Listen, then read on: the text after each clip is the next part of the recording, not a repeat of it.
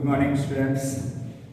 Yesterday we have discussed how to represent 4 raised to n equals to sigma r equals to 0 to n 3 raised to r into ncr. Okay. Now we are going to discuss some new logical questions. Exercise 8.1 question number 13 is here. This is important question. Show that 9 raised to n plus 1 minus 8n minus 9 is divisible by 64. This number is divisible by 64 whenever n is positive integer. Where n is positive integer, that means we can say that n belongs to capital N, positive integer, that means set of natural numbers. N belongs to n, therefore power is our natural number. Okay, now see here, this number is divisible by 64. We have to prove that for all n belongs to n here. This type of question you have learnt in your standard 10 chapter number 1 में हम आपने ये तरीके के question solve किए हैं, but वो MCQ में पूछे जाते थे, मतलब कि शॉर्ट क्वेश्चंस में पूछे जाते थे. This number is divisible by blank. Okay, blank दिया होता था, या फिर कुछ एमसीक्यू के फॉर्म में पूछते थे, या फिर कोई शॉर्ट क्वेश्चंस में पूछते थे, या फिर नीचे ऑप्शंस दिए होते थे कि इसमें से कौन सा ऑप्शन करेक्ट है.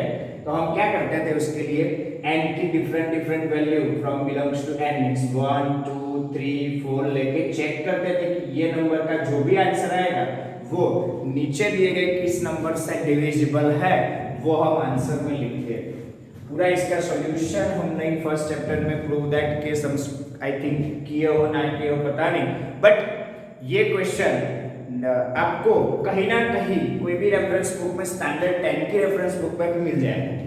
ओके, अब देख लेते हैं ये क्वेश्चन हम बाइनोमियल थ्योरम से कैसे सॉल्व करते हैं. ये क्वेश्चन बाइनोमियल थ्योरम से सॉल्व हो सकता है. क्लियर? कैसे? तो see here, the power of 9 raised to n plus 1, 9 raised to n plus 1 means power of the term is higher. Okay, but here 9 is only one term, this is only single term. इसको हम बाद में देखेंगे, इसकी जरूरत अभी नहीं है क्योंकि इसकी कोई पावर दी नहीं है. हमको जिस टर्म की पावर दी है वही हम एक्सपांड करेंगे by use of binomial theorem. But इसमें क्या दिया है, 9 raised to n plus 1, therefore 9 is a single term, not binomial, not two terms नहीं है, उसमें two terms नहीं है. तो हमको क्या करना पड़ेगा, इसको two terms के फॉर्म में रिप्रेजेंट करना पड़ेगा. 9 raised to n plus 1 को अगर हम एक्सपांड करना चाहे by use of binomial theorem तो हमको क्या करना पड़ेगा, 9 को टू टर्म्स में रिप्रेजेंट करना पड़ेगा. There are many options to represent the 9 in two terms like 1 plus 7, 2 plus 6, 3 plus 6, 4 plus 5, next 5 plus 4. There are many options to represent the 9 into two terms, but which we have to select. उसमें से हमको कौन सा option select करना है. तो यहाँ पे लॉजिक दिया होगा 64. This number is divisible by 64. तो हमको ये सिलेक्ट करना है कि 64 किसके मल्टीपल में आता है. चलो हम पहली पेयर लेते हैं 1 और 8. तो 1 तो साइड पर रखेंगे, पर 8 के मल्टीपल में 64 आता है तो हम वो पैर ले सकते हैं. फिर दूसरी पैर होगी 2 और 7.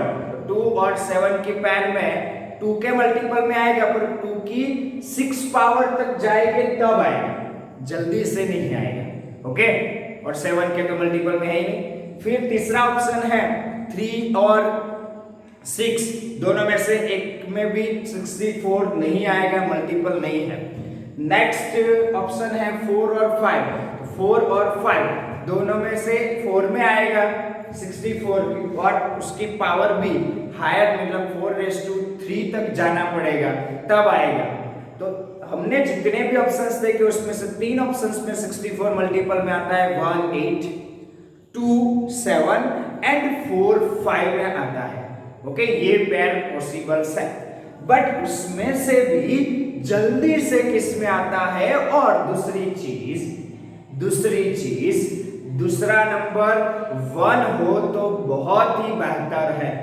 दूसरा नंबर जो है वो 1 हो तो बहुत ही बेहतर है, क्योंकि हमको एक टर्म की पावर जो कि 1 की पावर जो भी इंक्रीज होती है या फिर डिक्रीज होती है वो 1 हो जाएगी, और उसका मल्टीप्लिकेशन में कोई इफेक्ट नहीं होगा।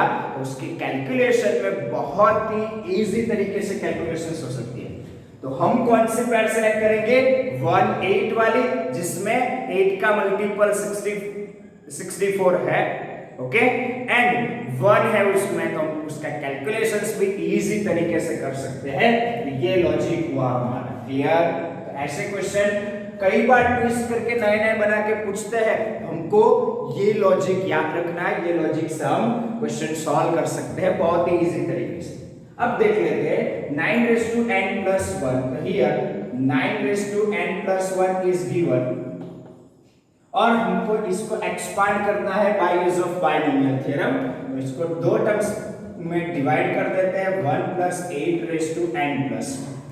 अभी हो गया बायनोमियल, और binomial theorem can be applicable. अब अप्लाई करो, तो उसके लिए हम पहले कंपेयर करेंगे इसको, compare it with a plus b⁻n, compare it with a plus b⁻n। हमको a की वैल्यू मिल जाएगी 1, b की वैल्यू आएगी 8, और n की जगह वैल्यू आएगी n+1। हमको n की वैल्यू क्या लेनी है, n+1, याद रखना ये चीज, ओके। हियर n की जगह पे हमको n+1 लेना पड़ेगा, okay. See here now a b and n are clear. मैं यहाँ पे n डैश लिख देता हूँ, ये दोनों n अलग अलग है, ये दोनों n अलग अलग है। हम इसको कैंसिल करके 0=1 2 नहीं कर सकते, ये बात याद रखना बच्चों। तो ये n डैश लिख देते हैं, ये n डैश के फॉर्म में रखते हैं। n dash is equals to n+1। हमको n की वैल्यू जो यहाँ पे पावर जो बायनोमियल थ्योरम में एक्सपेंशन में n आता है वहां पे n+1 लिखना है। So now by using binomial theorem, चलो बायनोमियल थ्योरम यूज करते हैं। So first of all write down the binomial theorem. Binomial theorem can be written as a plus b raised to n, which is equals to nc 0 a raised to n b raised to 0 nc 1 a raised to n minus 1 b raised to 1 plus up to ncn a raised to 0 b raised to n here. This is our a plus b raised to n binomial theorem. अब हमको a, b और n की value put करनी है इसमें। तो हम क्या करेंगे, 9n+1 which is equals to 1 plus 8 raised to n+1। हमें इसमें वैल्यू रखनी है n+1 से 0, a means 1 raised to n+1 से स्टार्ट होगा, पावर n+1 है, और b means 8 raised to 0 plus n+1 c1। हमारा n की वैल्यू n+1 है, c1 a raised to a means 1 raised to power एक डिक्रीज होगी तो n+1 से क्या हो जाएगी n, और 8 की पावर इंक्रीज होके हो जाएगी 8 raised to 1 plus n+1 c2 1 raised to n+1 c2 1 raised to power decrease हो गई n-1 into 8 raised to 2। Next term क्या होगी n+1 c3 1 raised to n-1 से पावर डिक्रीज होगी n-2, और 8 raised to 2 की जगह पे पावर आ जाएगी 3 प्लस अप टू ऐसा चलता जाएगा। और अगर हम लास्ट टर्म की बात करें तो लास्ट टर्म क्या आएगी n plus 1 c n plus 1 n plus 1 c n plus 1 1 की पावर हो जाएगी 0, डिक्रीज होती होती 0 हो जाएगी, और 8 की पावर हो जाएगी n plus 1 not n। Clear? ये बात याद रखना।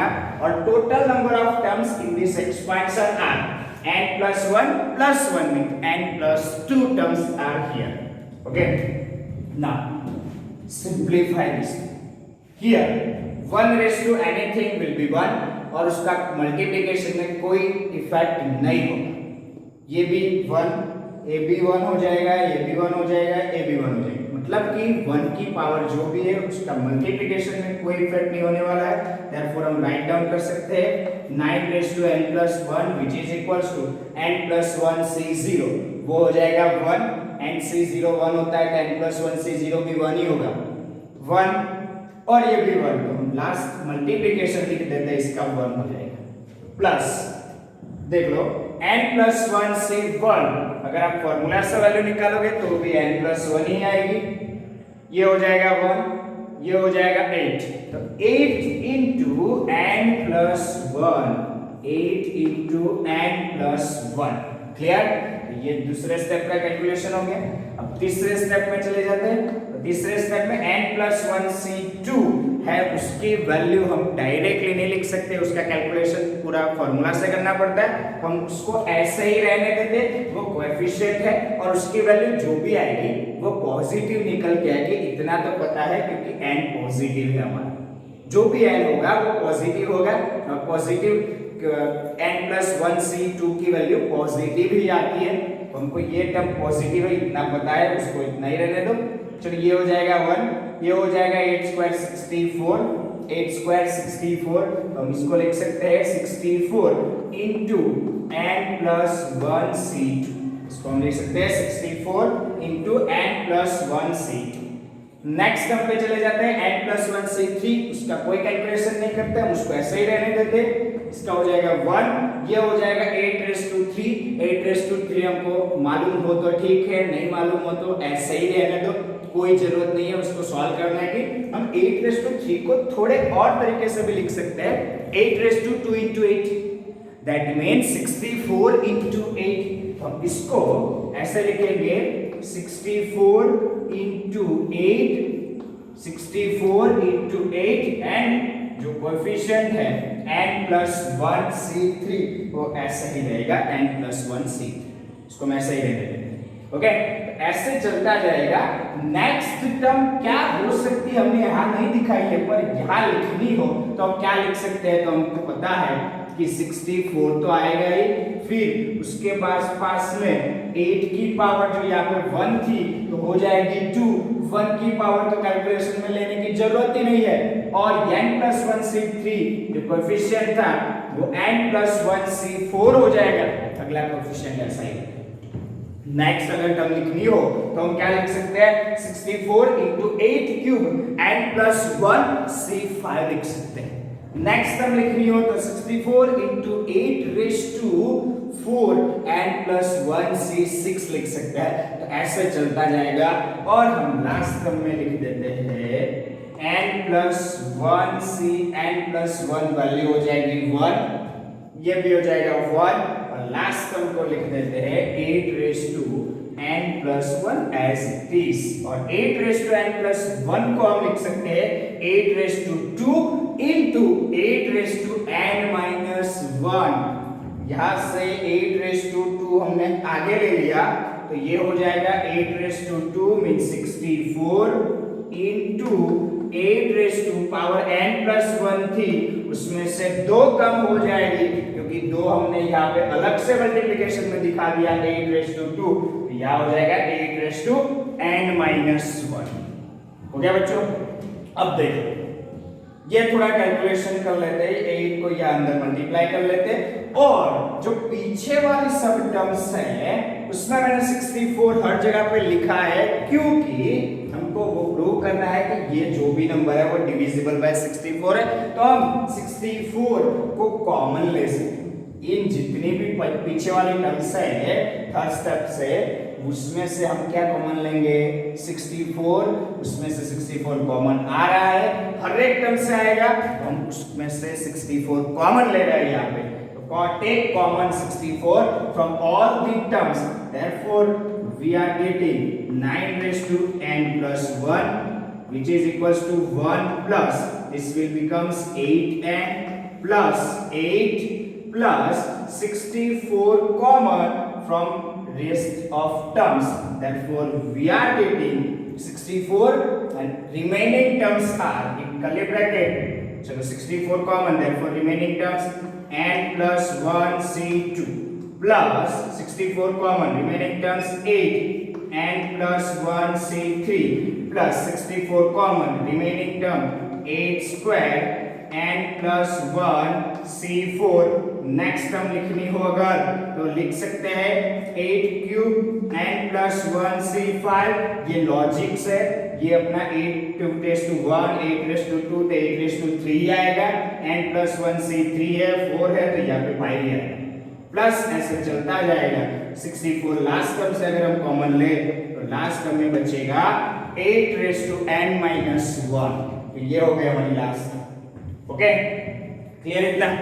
देखो बच्चों अभी ये जो भी टर्म बची है इसमें से हम थोड़ा बहुत कैलकुलेशन करने की कोशिश करें तो ये हो जाएगा 8 plus 1 9 plus 8n 9 plus 8n, और देख लो यहाँ 9 raised to n plus 1 के पास में सब्ट्रैक्शन में है -8n -9, तो यहाँ पे +8n जो राइट हैंड साइड पे है उसको हम उठा के लेफ्ट हैंड साइड पे ला दें तो माइनस हो जाएगा, तो -8n निकल गया, 1 plus 8 होगा 9, तो उसको भी हम राइट साइड से उठा के लेफ्ट साइड रख दे तो वो भी हो जाएगा -9, देयरफॉर हम इसको इस तरीके से लिख सकते हैं 9 raised to n plus 1 -8n -9, ये तीनों टर्म्स को हमने लेफ्ट साइड पे रख दिया, तो बाकी का जो बचा हम उसको लिखते हैं तो ऐसा रहेगा 64 in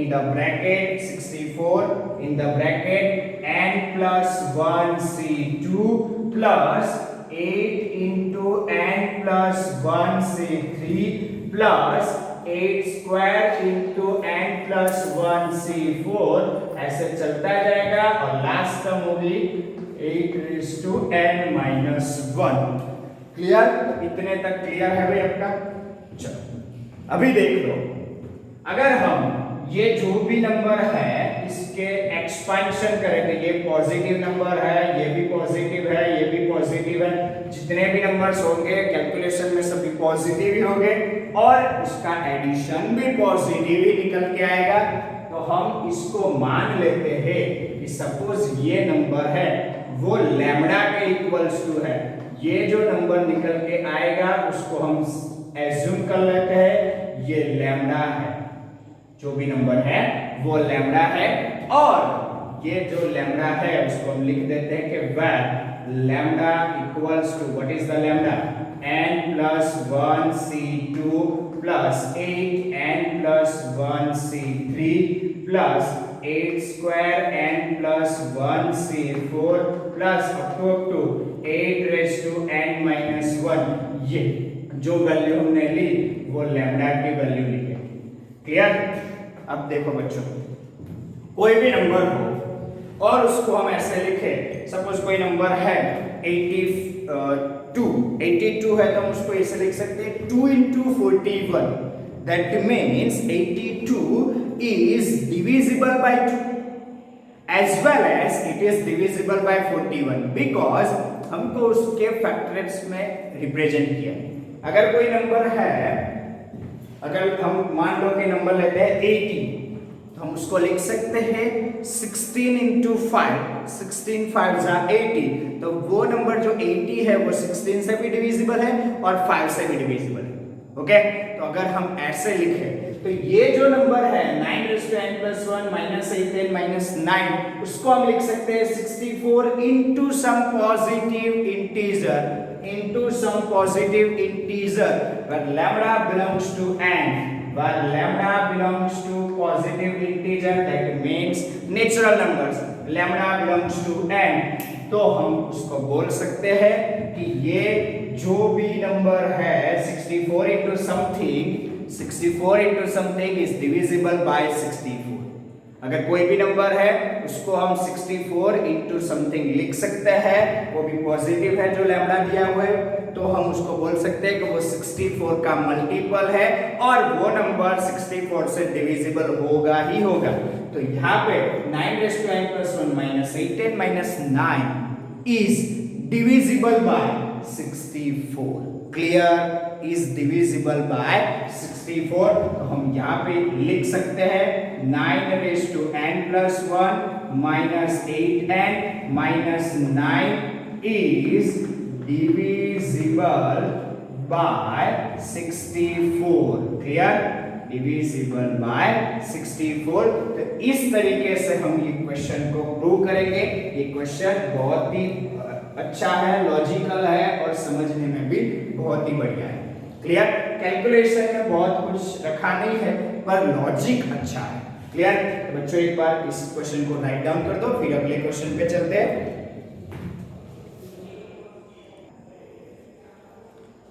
अभी देखो दूसरा क्वेश्चन, एग्जांपल नंबर 4, ये भी उसी तरीका का क्वेश्चन है। Using binomial theorem prove that 6n - 5n always leaves remainder 1 when divided by 25। Okay, when divided by 25। अगर हम ये नंबर को 25 से डिवाइड करते हैं तो उसकी रिमाइंडर 1 आएगी हर एक टर्म में। चलो अभी ये रिमाइंडर वाला लॉजिक सीख लेते हैं। ये भी आपने सीखा होगा चैप्टर नंबर 1 में, स्टैंडर्ड 10 में। ओके, सी हियर, अगर हम ये जो 9 है उसको राइट हैंड साइड पे लिख दे तो वो +9 हो जाएगा। अगर ये जो 9 है उसको हम राइट हैंड साइड में लिखेंगे तो वो यहाँ पे माइनस है तो राइट साइड चला जाएगा तो +9 हो जाएगा। तो हम इसको क्या बोल सकते हैं? तो 9n+1 -8n equals to 64 lambda plus n। तो इसको बोल सकते हैं कि 9n+1 -8n को अगर हम 64 से डिवाइड करना चाहे तो लास्ट में जो +9 है वो एज अ रिमाइंडर वर्क करेगा। समझ लो, मान लो कि कोई नंबर है, अगर हम n की वैल्यू 1 पुट करेंगे तो शायद नंबर निकल के आएगा 64 + 9 दैट मींस 73। ओके, तो अगर नंबर है 73, अगर 73 को हम 64 से डिवाइड करेंगे तो क्या होगा?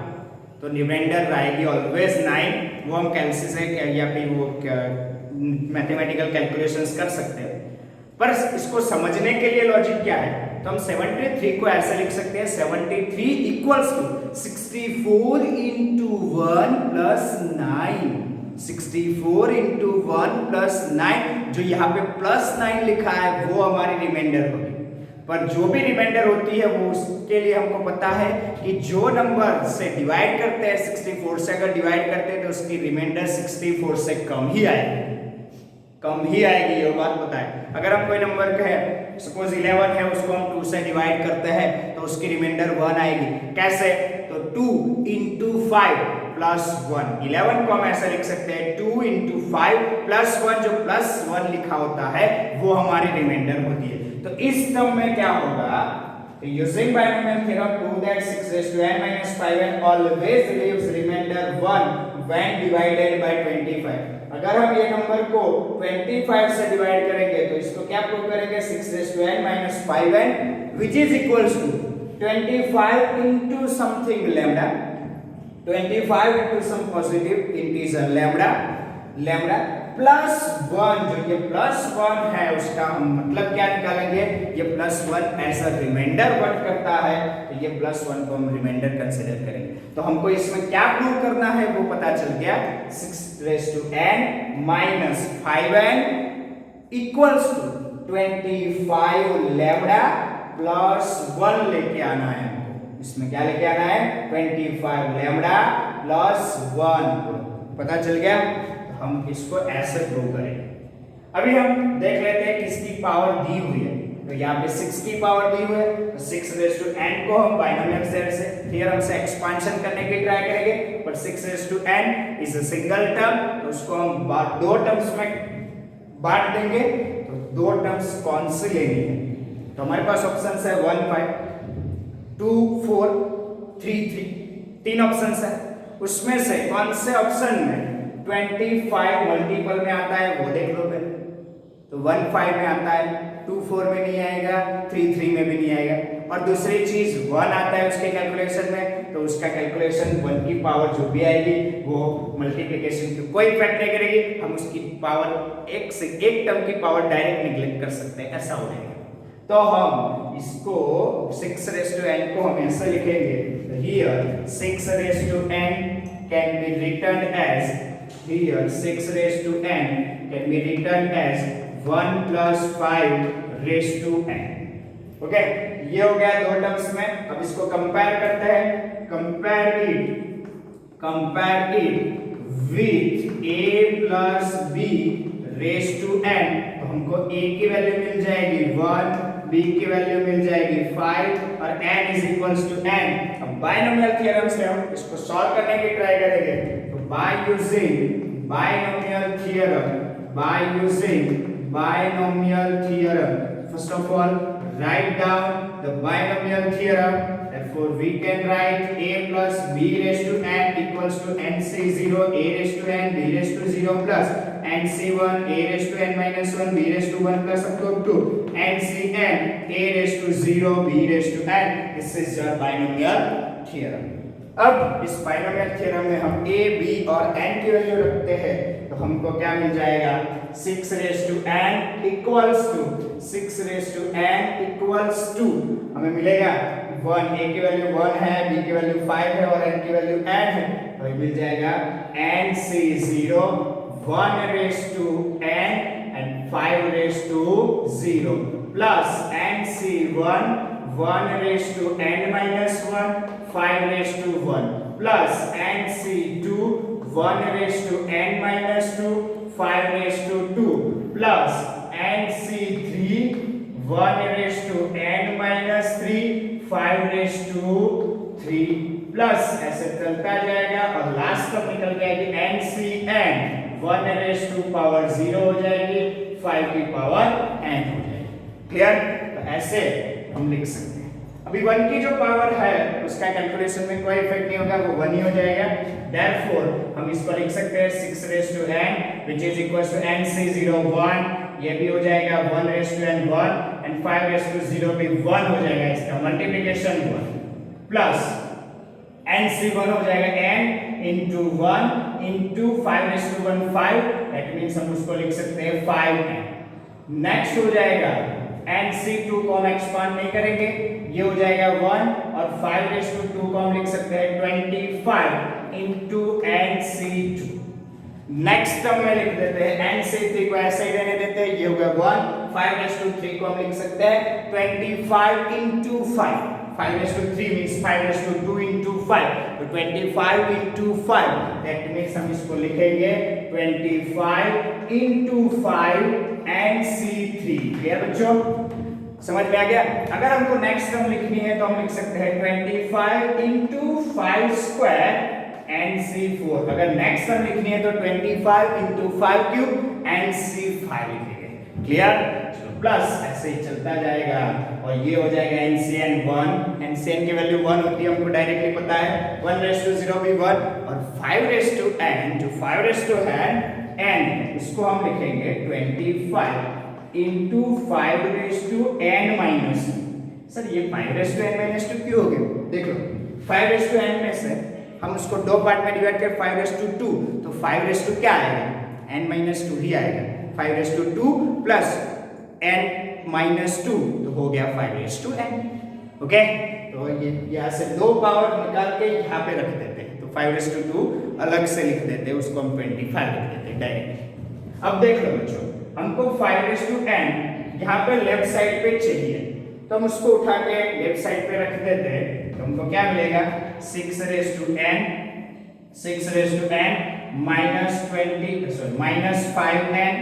Minus 5n which is equals to 1 plus 1 plus ये तो क्या आ गया, फिर हम इस सभी टर्म्स में से क्या कॉमन ले सकते हैं, 25 कॉमन ले सकते हैं।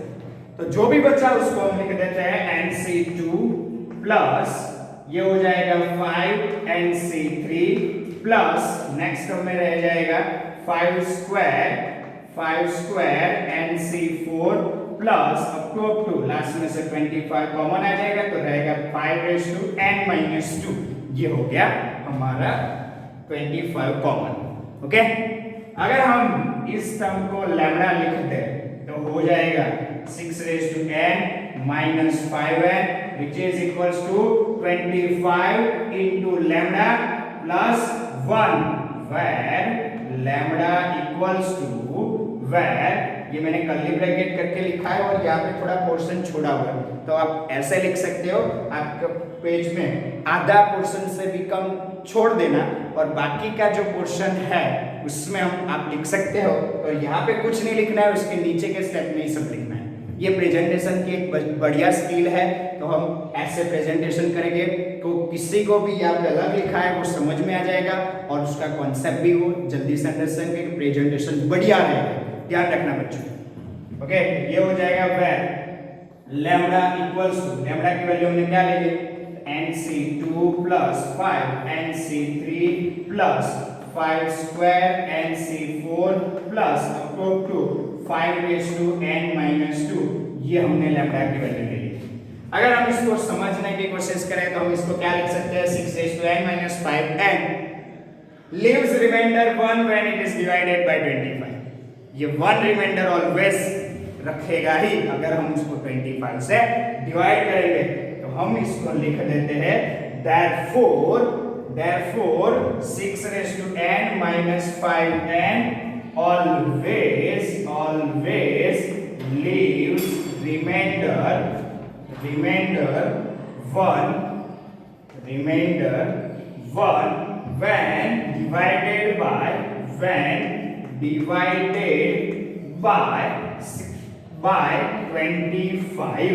क्लियर? तो यहाँ तक रखते हैं।